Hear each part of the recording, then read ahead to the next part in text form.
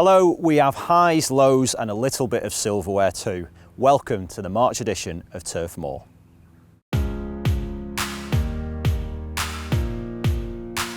We're in London to take a look behind the scenes of this year's ePremier League Grand Finals. Derek Allan is presented his forgotten schoolboy medal by the chairman. Padiham FC are in the spotlight with Josh Brownhill's brother Joel. And Burnley FC women are champions of Lancashire with yet another piece of silverware.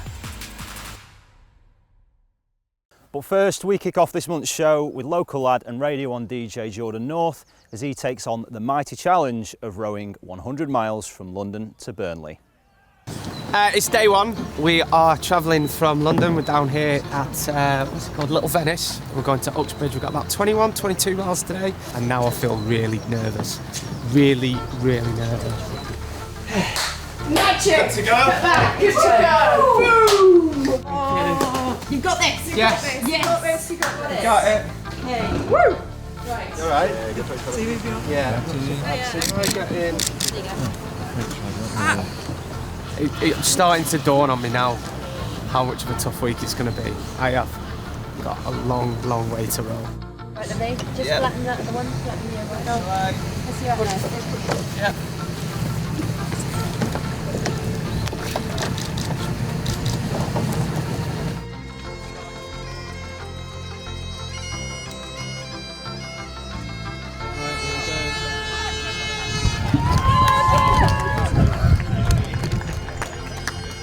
Jordan!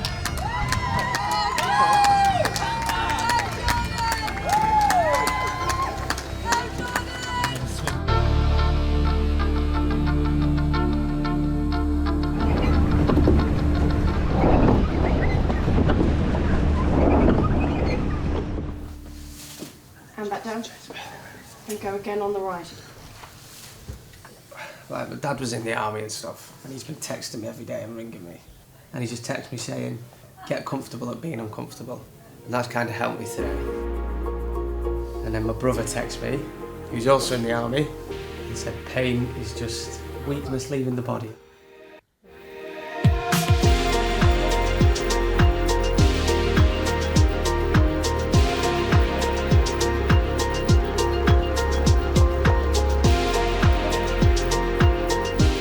Hello, pal!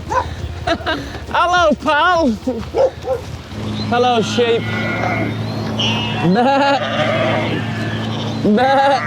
Move yourselves, man! It's just like Dr. Dolittle round here. You've just done 50 miles. Have I? Yes! Hey! We're halfway! We're halfway. Aha!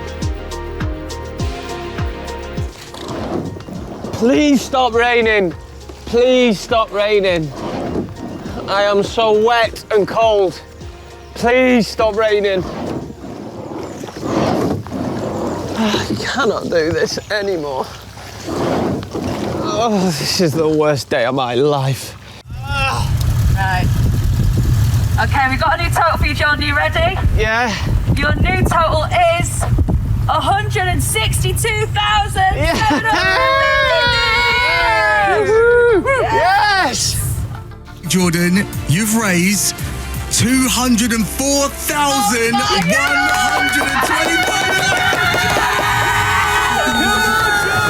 So Oh my God! Jordan, you must be buzzing. everybody, we've raised over £200,000.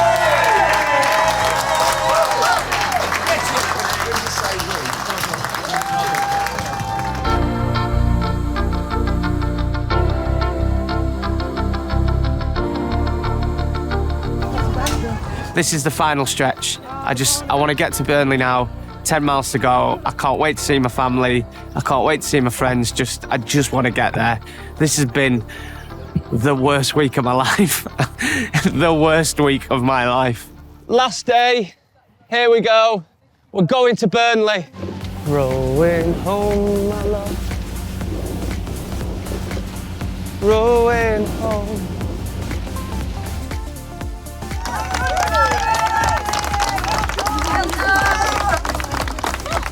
The reason why I always hark on about Burnley is because it's a very special place to me. It's my hometown. The people there are great and just want to go back to the old happy place. Burnley. He never mentions it. Jordan loves Burnley so much. It is in his blood. If you cut him, he will bleed claret. These are the Burnley colours, only for comic relief. I'm 32 years old. What do I look like? Let's do it!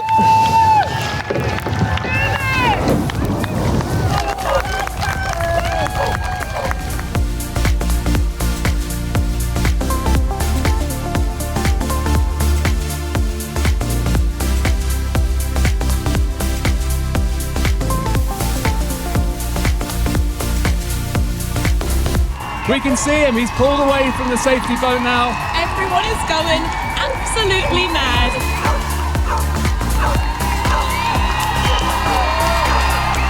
He's waving to everybody, he's spotted people he knows, he's seen his family on the bank with a huge Jordan North sign. He is absolutely beaming. I don't think I've seen a smile like that on his face all week.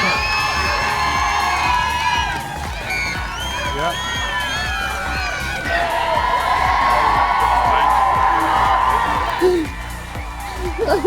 I've rowed home, made it home.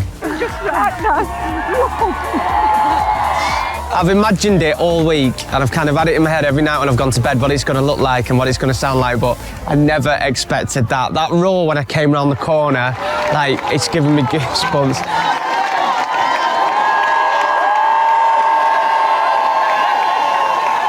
I've always been proud of Jordan, but this day, the proudest I've ever been. I can't put it into words. Let's take a look around. Take a look around. There's about 200 people behind us over there. The whole friends and family are waiting in the bar for about 4 hours.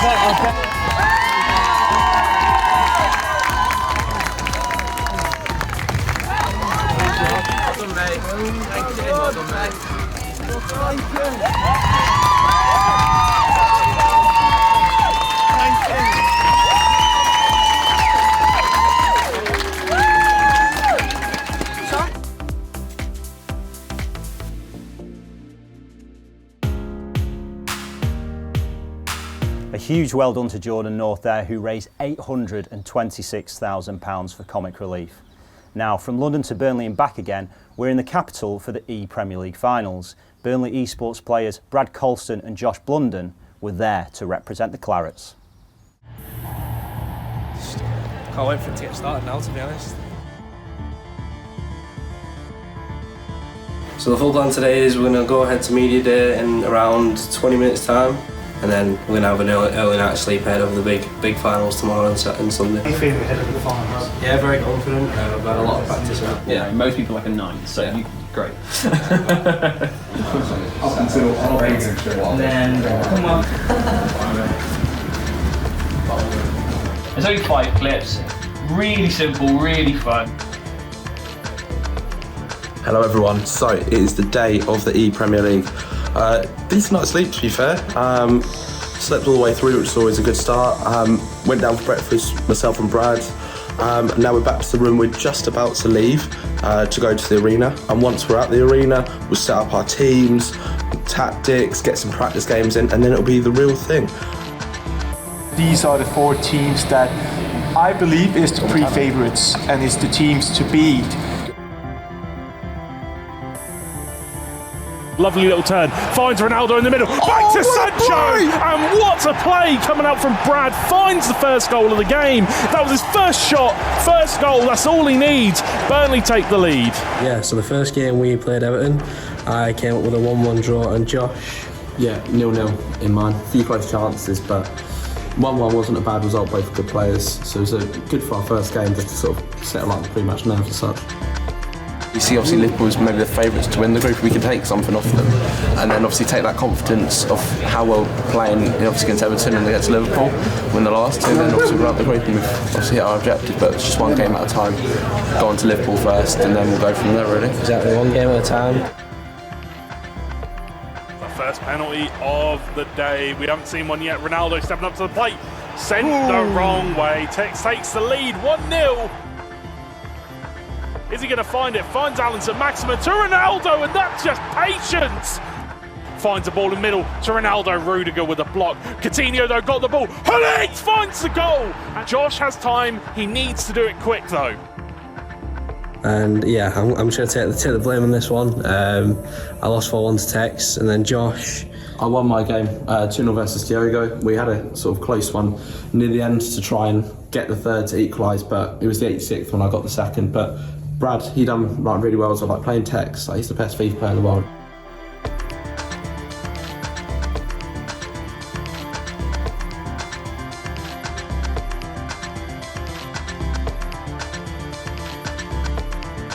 Cristiano Ronaldo still in the box, finds Maximin, and Brad takes the lead, and that's exactly what he deserves in this game. He has been playing fantastically. They're constantly just getting the better. Here's another chance though. Ronaldo with a finish. CR7 to deliver for Burnley. Going to keep it in the middle. Lots of space for Ronaldo to run into here. Gives it to Maximin, back to Rashford. Plenty of space for the shots. And Burnley have a 3-goal lead against Manchester City. And we did not expect this coming into today. We did not expect this at all.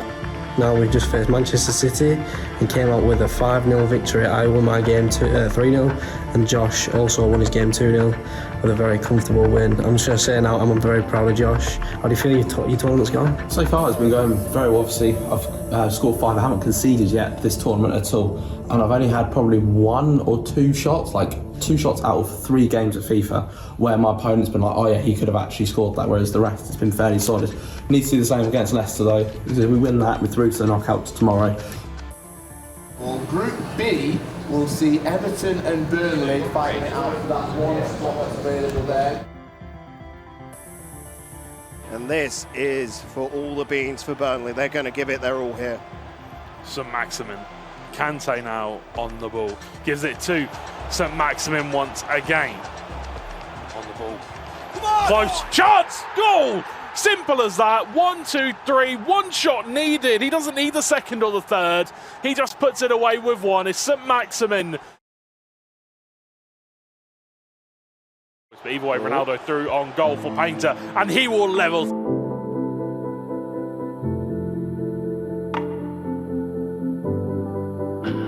Fresh legs. And what a belter of a shot. Painter now 3-1 up.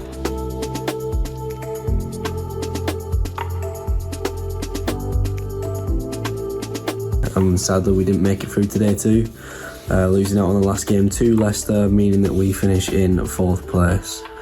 I'm going to say this one's on me. I'd like to say Josh played absolutely amazing. I'm nothing but like over the moon for his performance and how well he's done.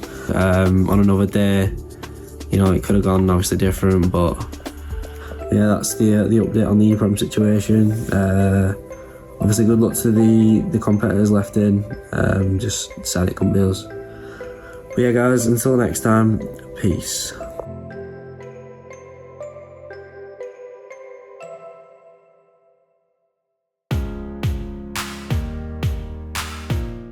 Well done, lads. Unlucky in the end, you did us proud. Now, here's an interesting one. As a schoolboy, a young Derek Allan was one of the first to win silverware at Turf Moor following the Second World War, but he never actually received a medal. Club historian Sean Borman was on the case to right the wrongs of the past. Hello! Hi Derek, how are you? Well, it's fantastic. I mean, it was a pleasure to meet somebody that had played in the first cup match after the war, which was the first actual game that had been played in the stadium since the war. And that was, so to be able to talk to them and understand kind of what they've been through in their lives and their journey was very special. I love this about this community. There's a picture of the actual team, the winning team, picture that was in the Burnley Express at the time. Oh, wow. Yeah, it's contacted by Margaret Allan about 6 weeks ago. Her husband took part of the Keighley Cup final in 1946, and unfortunately none of the players received any medals, so Margaret saw a gentleman called John Stelly get a medal from the councillor last year. So I did a bit of background work and I managed to track down a medal via Charlie Briggs, Councillor Charlie Briggs, and Michael Timberlake, the Secretary of the Schools Association. That is the medal from that game. You get to have. Okay, it's a privilege. I'm sorry it's taken so long for you to get that, and it's inscribed on the back. Today they still play the Keighley Cup final, and long may it continue. It's nearly 100 years since they've been playing on Turf Moor the Keighley Cup final. A local school competition which is over 100 years old this year alone. So it's fantastic to see it still being played. There's a lot of cup competitions, local cup competition, what don't take place anymore. And it'd be nice to keep this cup competition going here at Turf Moor forever. What's your memories of playing in the Keighley Cup final, Derek? Well, how tough the grass was. You get grass burns on my knees. Brilliant, isn't it? Absolutely fantastic. You know, it's really emotional to see actual Derek and Wade, you know, greeted Allan Pace and everything, and really enjoyed his day. And Margaret certainly enjoyed her day as well. The way that we actually are able to engage with the community and the specialness of things like this is, you know, part of the reason that we're here. This is why we exist, is to bring the community together. So this is a really great opportunity. Long may there be many more to come.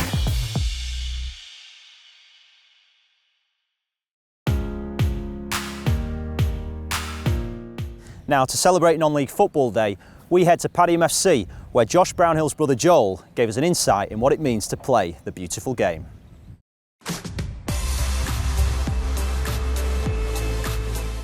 You're not even in your gear? Are you in your work clothes? Yeah, I've just come straight from work. I see his training clothes and that. I've literally been sat here since 12 waiting for you. They've strapped me in, I can't move.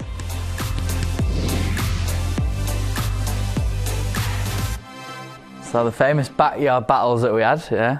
The Wembley pitch, as we called it. Back in the AstroTurf, yeah. To be fair, that was probably what got me to where I am now, with all the battling, and we used to being a lot older than me, kicking me around, winding me up, making me see red, as always. We literally did that from the minute we woke up to the minute we went to bed. Oh yeah, it was definitely constantly all day. And we were just booting each other, running around, smashing into the side. But we never just let you have the ball. It wasn't like, oh, your little brother's got the ball. If you want it, you've got to keep it. So with all the clubs that you've been at in your time, how have you found it? For me, I don't have to get up, go work all day. Family, go to training, eat very well as you do. You'd hate to know what I just had for my dinner anyway.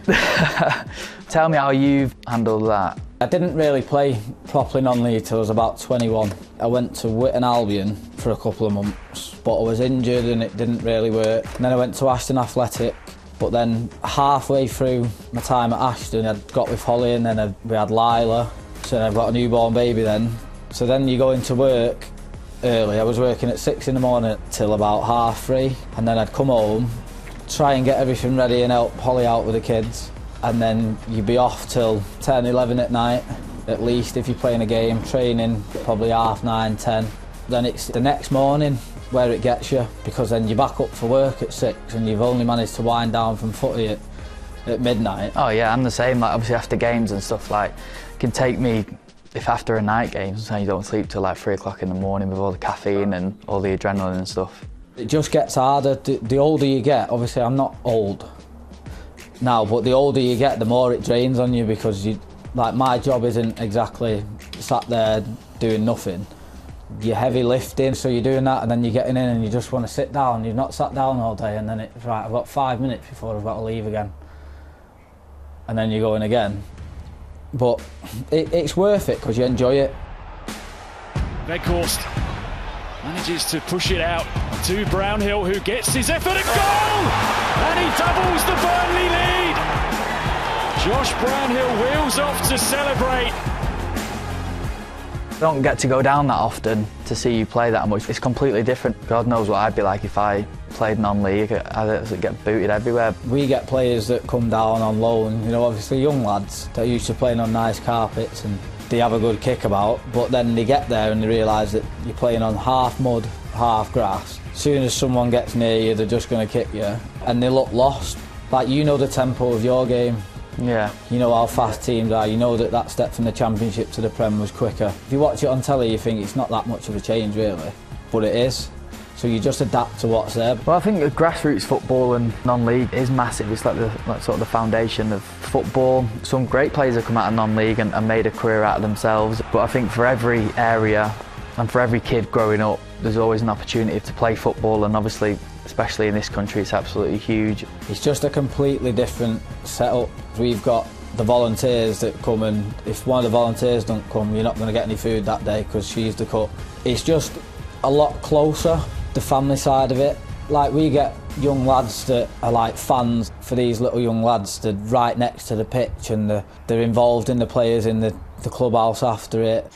Yeah, what it takes to get your game on, and people who come and volunteer and stuff, is obviously huge, and the money for the fans that come to the game to make the club stay alive. The people that are behind all these small little clubs that you don't hear about and that keep it running is what it's about for me. Obviously, I get there and play football and everything's done, but you don't see what they're doing behind to make sure that that game's on. Non-league day is very important. You know, for me especially, it's important to go down and show support. It's massive revenue for the club, and I think non-league day promotes it, and it's getting people to look at these little clubs and realise that, you know what, that if I just go there on that day, it's going to give them a better changing rooms, or it might get them the hot water in the showers. Do you know what I mean? It's the little things that you probably don't think that it'll help, but you just going watching a game of football and having a couple of drinks and something to eat means that I get a hot shower after the game. It's a lot bigger now than what it was years ago, and I think a lot more people are enjoying it, as in coming to watch it and seeing what's going on. So I do think it's getting a lot bigger, and I think the more promoting it gets, I just think it's only going to get better. All right, nice to talk to you. Crack on with your work. Ta-da. Hey, I've got your locking wheel nut in my car, by the way. Hey? You know when I did your tyres last week or whatever it was? So good job, I haven't needed it.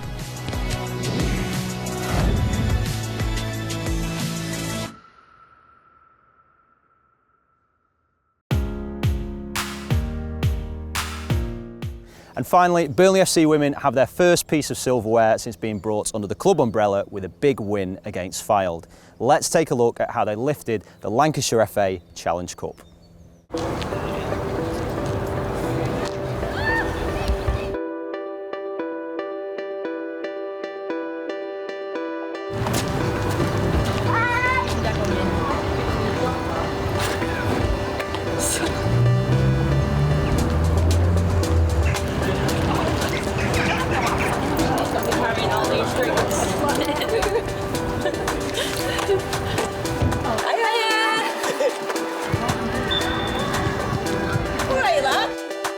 Well, good evening and welcome to the county ground in Leyland for a big night in the season.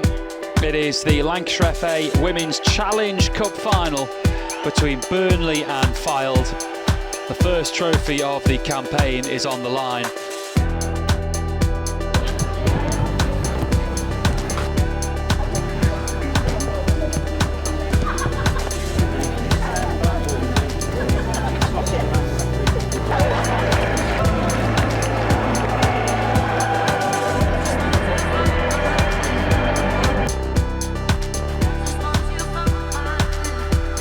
Few seconds time we'll be okay to get underway in the Lancashire FA Women's Challenge Cup final for the 2021-2022 campaign.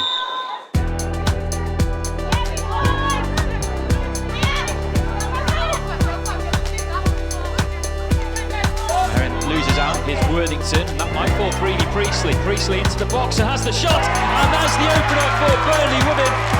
And what a start it is. Less than 5 minutes on the clock, and Evie Priestley has somehow managed to squeeze that in at the near post.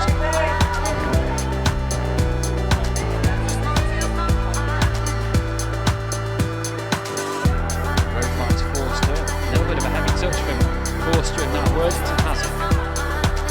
Dangerous ball into the box again, put out by Merritt. It's going to fall to Ravening. Millie Ravening, can she unleash from distance? She can! And that's another screamer to add to the collection for this season for Millie Ravening. We've seen her unload from that kind of position so many times.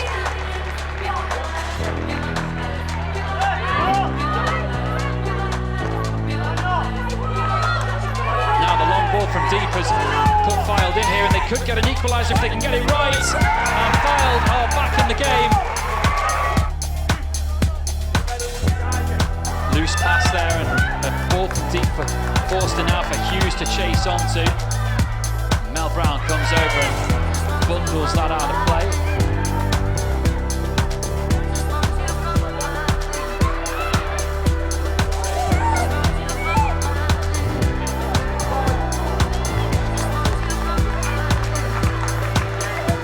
Hughes into the middle. Brown can't cut it out.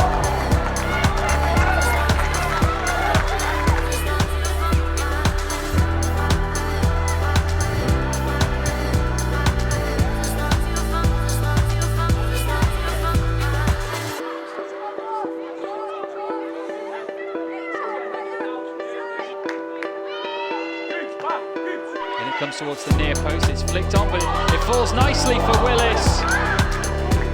She just snatched at it a little bit there, Courtney Willis. Etheridge forward, and there goes the half-time whistle. A really impressive and exciting opening 45 minutes to this Lancashire FA Women's Challenge Cup final. Priestley and Forster challenging. Ravening with a really good ball for Sarah Greenhouse. Can she get there first? Well, it's going to fall for Evie Priestley. She gets the snapshot away, and it's going to fall for Willis here to scramble home. And Burnley have restored their 2-goal advantage. Holbrook could get the shot away here. She turns away from Cooper. She gets the shot away. Well, that's a comfortable save. Well, she made it look comfortable, certainly did Lauren Bracewell.